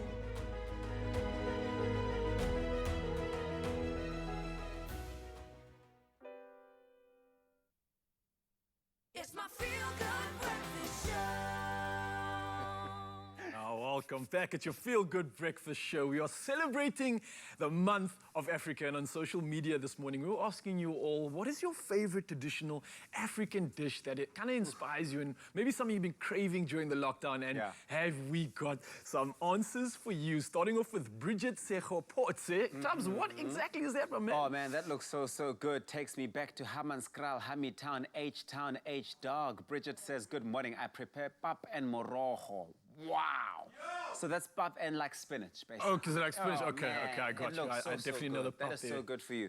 You actually literally after eating that, no, not immediately after, but like you are as strong and tough. And Strong like bull. basically, you look like that from eating morojo. And Hunadi Mahlohonolo says bohobe, which is pap, mohodu, tripe, chakalaka, and spinach. Ah, man, that mohodu looks so amazing. Wetsang, unketsang hunadi, undumis. Is mohodu quite a popular dish in African culture? I know. Yeah. I know with Cape Malay, we have a tripe and trotters, which is basically the that's hooves included as well. Yes, kakwana, le mohodu. That's okay. it, that's What's it, yeah. Like guana. Kakwana, that's yeah, the trotters, yeah. Okay, I'm learning. And what's Lucia saying? Lucia Lulu Ramatanda says, good morning, fam. My favorite is chicken feet. Ooh, yes. A South African staple, that. And then we got another one from Mtandeni, Kai Sibanyoni, saying, good morning, team. My favorite is idombolo and tripe that I made last night. Ooh, can you imagine your hand going into that tripe with the dombolo? Right. Just sold it, my man. Give me some. Oh, this menu is what I'm here for. Please keep them coming through. Expresso Morning Show, SABC3. What is your favorite African day inspired dish? We'd love to see those. And of course, if you can courier any our way, hands are up. We'll take that. Wow. No, anyway, we know that a month isn't nearly enough to celebrate the magical continent that is Africa. But we've managed to pull together one of activist Zuleyka Patel's favorite African dishes. And it's on the menu today, arguably one of the most famous dishes throughout the motherland of Africa and growing in popularity throughout the world as well. The all-delicious Jollof rice. And Chef Clem is here to show us how to make it ourselves. We were talking about our favorite African dishes. How high does this rank? I think when you talk about Africa in a plate in general, I think Jollof comes up every time. Doesn't matter where in the world, if you say, like, what's your favorite African dish? Even in the UK, they'd be like, I love Jollof rice. Yeah, I love Jollof. Yeah, I love Jollof. I like some Jollof. Jollof is amazing. Yeah. But we spoke about this also offline. Where was that accent from, though? It's a bit London, yeah? Okay. Yeah, bro. I liked it. Campaign, yeah. Nice little roll to it. I like it. I love you. Also, Kat had an idea, like, end of lockdown, we're going to start a reality show called The Great African Jollof Off. Jollof Off. Yeah. Send your entries too. Yeah, we're doing it. It's happening. It's happening. Yeah. But I love it because rice is such an amazing grain. It basically feeds the world. And no matter where you are in the world, you'll find a rice-based dish that's so significant to that country. So like in Spain, hit me, what's that? In Spain? Paella. There we go. In like the Middle East, they have this beautiful Persian dish where they literally turn the rice out. And the idea is that you actually char the bottom of the rice. It's so amazing. In America, we spoke about jambalaya. It's like rice, pilaf, everything. It's so amazing. This one is so easy to make. Okay. So I've got some onion in here. Every time I cook onion, I use a bit of bay. Okay. Okay. It's inexpensive. That's fresh bay. It's fresh bay. I mean, you can use dry bay, fresh bay, doesn't matter. Just use your bay. I've never used fresh bay before, but that's Wow. so cool. I feel like I should bring it out the pot and just give you some, offer you the... I'm gonna sort you out afterwards. I'm gonna sort you out afterwards. Okay. So then, the bay goes in there. Like I said, it's inexpensive. It does magic every time you cook onions. Makes it so savory, so amazing. You can smell something's changed. Okay. Right. Yeah, it's like garlic. It's got that garlic effect. Maybe it's the garlic. No, what I mean is that the bay leaves have the garlic-like effect. When you walk into a kitchen and somebody has just put on garlic into a pan and it hits the air, you're like, now we're cooking. And respect for someone that understands the magic that bay leaves does add to a dish. It's so amazing. Garlic goes in. That's going to start simmering nicely. I've got canola oil in there, by the way. That's the oil that I'm using. Then, these guys. You like it? They look fire. Mother Nature tells you what's what. You know walnuts? Yes. They look like brains, little nuts, right? Okay, yes. Good for your brain, right? Yeah. This looks like a grenade. Okay, good for what? It's gonna blow. Your mind. Boom. All right. So this jalapeno has the unit to measure the heat. Surely those aren't jalapenos, aren't they habaneros? These are habaneros. Jalapeno, the measure of heat is called a scoville. Yeah. So jalapeno is 8,000 scovilles. Okay. Okay. Man over here, 3,000 or 350,000 Scovilles. So the best way to do is take one of these. You're not gonna trip me like that, bruv. No. You just taste it. Yeah. You just taste it. Oh, dear. And then, that was an apple. Ow, I tried to break. I saw that. You are not gonna get me with sleight of hand that quick. That was an apple. Okay. We don't want to hurt the people, so you just prick it. There's a lot of flavor in here, okay? Like a nice, beautiful citrus flavor. You want that, okay? But very important, even after you prick it, go wash your hands. Don't touch stuff. Yeah. Don't touch things because you will burn. Okay, it's very, So very wash dangerous. your hands. But so you poked it so that the flavor kind of disperses slowly into the dish instead of just like chopping it up and letting it loose. There's a little bit of heat which in could there, be- but more flavor. Then thyme goes in there, and that adds a beautiful perfume flavor to your the rice. whole sprigs like that. As it cooks, the leaves fall off, and then at the end, you just take out the whole thing. Do you know how difficult it is to stand there? I've tried it, that's why. Don't do that. I thought that's what it's supposed to be done. No. You just chuck it in. Just chuck it in. At the end, pull out the sticks, and you're happy. Okay. Mild curry spice. Curry is not an Indian thing. It's such a global thing. You go to Germany. Germany, they got like, I mean, of all things, on their sausages, they got a curry sauce. You're like, man, from Germany, where do you... Little bratwurst with some curry sauce Exactly. on it. Curry is such a global thing, and in Africa, we like love it so much as well. We use it in so many of our dishes, and it carries through again. I mean, it just shows you how small the world is. Is it just like, it's a mixture of spices? Exactly. A combination of spices makes a curry, right? And if you think about where spices come from, again, spices don't just come from one place. It doesn't just come from India. It comes from all over the world. So what we've done is we've taken that, like what's growing in our backyard, we put it into like these spice mixes. So you do get like specific like African curry spice mixes. Okay. But yeah, just use a nice, beautiful mild curry mix that goes in there. And then again, you're gonna toast everything. You're gonna start smelling everything. Yo, Once your you hand smell is it, so liberal, hey, just you know why? Here's the thing about that. When you must. It's, the worst thing is to do a dish and you get in is under-seasoned. Or you said it's a curry, but then I get it and it's a stew. Oh, okay. Then that's just horrible. The reason I also add extra spice because rice absorbs a lot of flavor, So it can take extra salt, extra heat, extra curry, absolutely. Okay. My rice today, I'm using the Woolies frozen rice, Kuchle's favorite. This one's different to the one that we used the other day. This one's got broccoli in it, red peppers in it, more extra onion in it. I'm gonna add that in there. That is my kind of rice. It's delicious, I'm gonna add it all with some tin tomato. Yeah? It goes into the lid on, let it cook, it comes out like that. My tip, just before it's done, take the lid off, cook it with the lid on so it steams. Yeah. Take the lid off, pop it under the grill in your oven. Let the grill toast some of that rice on the top so you get a bit of a crispy rice on the top. Oh, wow. Friend, it is so delicious. Sounds really good. I know it's not traditional like jollof, you don't do that, but I promise you, you'll never go back to having jollof the same way. So let this steam for about 20 minutes. Yes. Lid off, in the oven, let that bit get so crispy, so crunchy. Everyone's gonna be fighting over that crispy bit. This is jollof like you've never had it.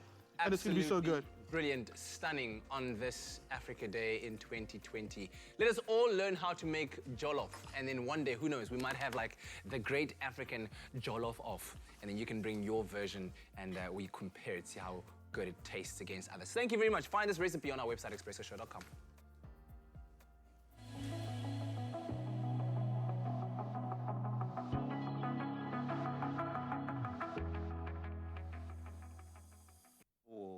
That looks so yum. It smells so delicious. That jollof. Oh, you gotta love it. You'll get nowhere without rice. You'll get nowhere without jollof. Certainly the perfect meal to celebrate and commemorate Africa Day today. Nigeria, stand up. West Africa, stand up. Now, whilst we're in the midst of Africa Month, we're also sharing words of inspiration and wisdom that have come through that embody the values held by the people of this beautiful continent. Yes, and this morning we turn now to the nation of Sudan, which is a country that has been through much civil unrest, but is celebrated for the resilience of its people. They are currently reaffirming their freedom and democracy after successfully toppling a dictator. There's a proverb that originates from the nation, which goes, "A large chair does not make a king." Very simple yet so profound. Yep, straightforward. Now is the time to equalize ourselves so that we can protect our fellow citizens. It's very important. We all have a role to play. So happy Africa Day, but also take note and take stock of all the responsibilities that we have, the amount of work we've still got to do. Well, on that note, we do say thank you very much for joining us at the start of a brand new week on this Monday morning as we celebrate Africa Day and, of course, Eid Mubarak to all of our Muslim viewers. We hope you enjoy the rest of this Monday. Yeah, it's been a special we'll one. see you again bright and early tomorrow morning when we continue the Feel Good on your Feel Good breakfast show. What are you getting up to now? Straight after the show, we've got an epic full body complex. I'm joined with Sib, who joined us online in the show. So we're going to be taking through everybody. And of course, happy Africa Day to all you beautiful people. Thank you for joining us. Enjoy the magic of the day. So, Jambo Buana, habari gani, nzuri sana. Expresso Show, made with love by Clover. Another feel-good production.